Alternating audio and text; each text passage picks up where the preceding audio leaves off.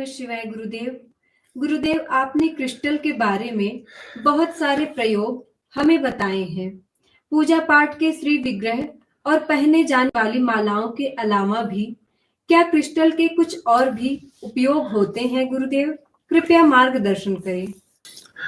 Crystal के जितने भी स्वरूप हैं सब आभायुक्त हैं, आभा मंडल को बढ़ाते हैं, आपके ओरा को इंक्रीज करते हैं, इसीलिए उनमें देवताओं का विग्रह स्थापित किया जाता। तो आपका नाम ही उस चीज से कहीं ना कहीं जुड़ा हुआ है। क्रिस्टल गुरु को भी रिप्रेजेंट करता है, क्योंकि क्रिस्टल में एक आकर्षण है, और कोई भी आकर्षण हो उसका मूल गुरुत्व है, ग्रेविटी है, गुरुत्व आकर्षण। अगर गुरुत्व का आकर्षण ना हो तो कोई आकर्षण ही नहीं होता। इसलिए हर आदमी जब भी आकर्षक हुआ है वो पहले गुरु हो गया है। अब ये मत सोच लेना कि गुरु जी शायद अपने बारे में बात कर रहे हैं, मैं तो पिछले जन्म से ही आकर्षक हूं, वो अलग अलग बात है। बात क्रिस्टल की थी, उसी पे आ जाते हैं। तो कंप्यूटर का भविष्य क्रिस्टल है। आने वाले समय में 5 साल 10 साल, वैज्ञानिक कितना मुझे पकड़ पाते हैं, क्योंकि वैज्ञानिकों से मैं काफी साल आगे चलता रहा हूं हमेशा।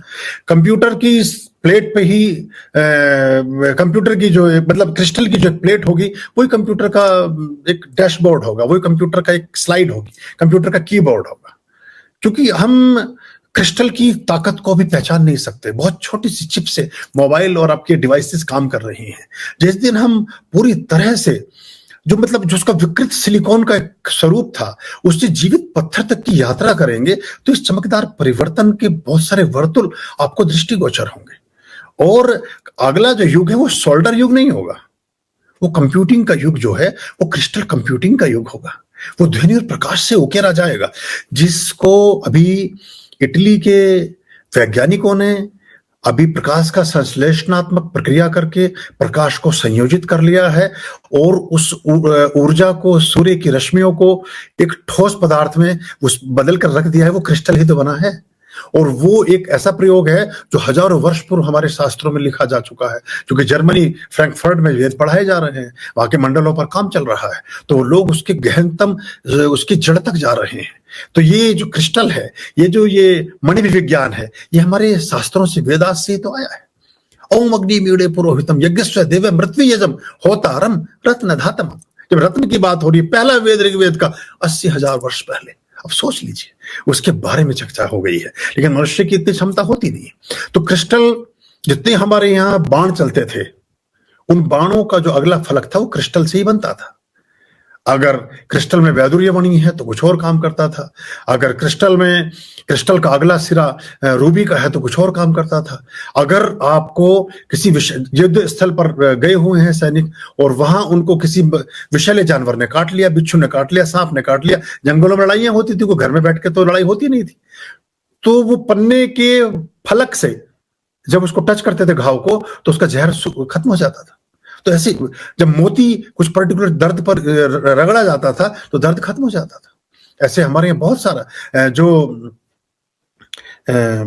लारीमार है, लारीमार का प्रयोग सब तरह के दर्दों को सोख लेता है, खत्म कर देता है। एक पत्थर है लारीमार। तो ऐसे हजार तरह के हैं, उस पर धीरे धीरे हम काम शुरू करेंगे। तो जो क्रिस्टल है, वो क्वार्ट्ज, वो हीरा, नीलम, ये सारे के सारे ये प्रकाश को एनकोड कर लेते हैं। इनके माध्यम से आप जो इलेक्ट्रिक फॉर्म है, जो हमारा जो पहला मंत्र आता है शन्न इंद्राग्नि भवता में, वो जो शन्न इंद्राग्नि है, वो इलेक्ट्रिक फॉर्म है, वो उसी की बात हो रही है। ये वेद का मंत्र है, शांति प्रगणम का पहला मंत्र है। शन्न इंद्राग्नि भवता में, वो भी शन्न इंद्र वरुण राता हव्य शमित्रा सोमा सुविता ये संयो सन्नो देवी रविष्ट आपो भवन्तु पिता संयो रवि शर्मन्तु नः।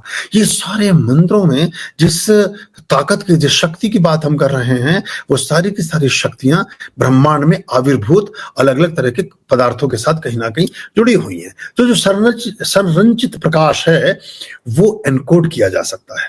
और जो कार्बनिक जीवित क्रिस्टल है, जो मानव निर्मित सिलिकॉन वेफर्स है, वो बिल्कुल डिफरेंट है। उन दोनों में जमीन आसमान का फर्क है।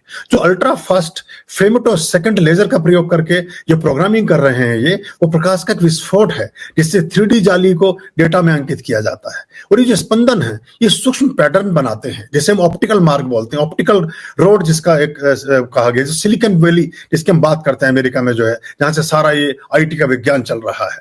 तो इलेक्ट्रॉनों के बजाय जो फोटोन है वो मार्गदर्शन करते हैं एक्चुअली। और ये जो वॉल्यूमेट्रिक फोटोनिक स्टोरेज है ये प्रकाश का एक आवेग है और ये सूचना का संवाहक बनता है।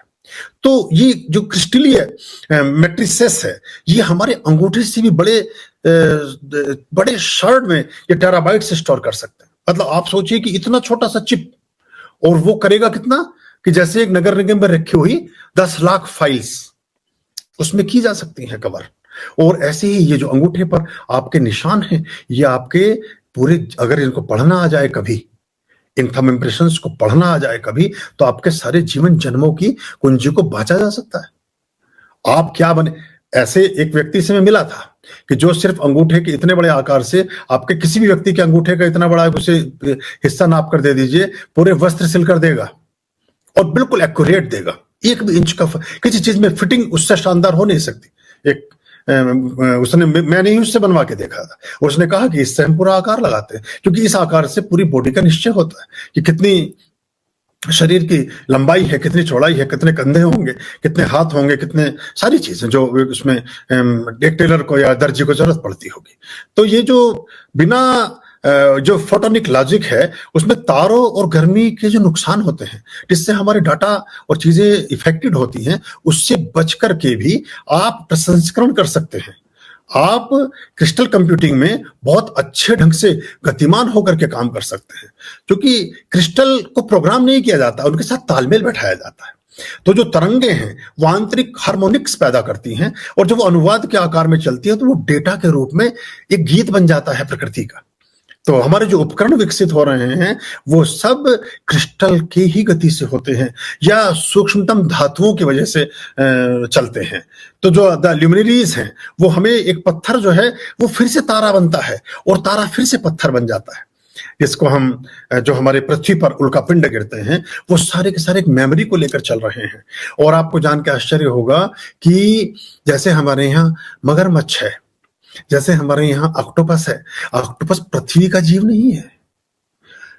ऑक्टोपस विज्ञान को समय लगेगा, लेकिन ये शायद कहीं आज नहीं कल कोई ऐसे सुधी लोग होंगे जो मेरे संदेशों को कहीं डिकोड करके या कहीं टाइप करके रखेंगे, जो इस क्रिस्टल गीता को, इस जो मणि विज्ञान के संदर्भ को रख करके रखेंगे, तो उनको पता चलेगा कि ये ऑक्टोपस था, ये ऑक्टोपस किसी धूमकेतु टाइप का कोई ऐसा उल्कापिंड पृथ्वी की कक्षा से कभी टकराया कि जो दूसरे ग्रह के किसी जीव के अंडाणु को लेकर के पृथ्वी पर प्रविष्ट हो गया।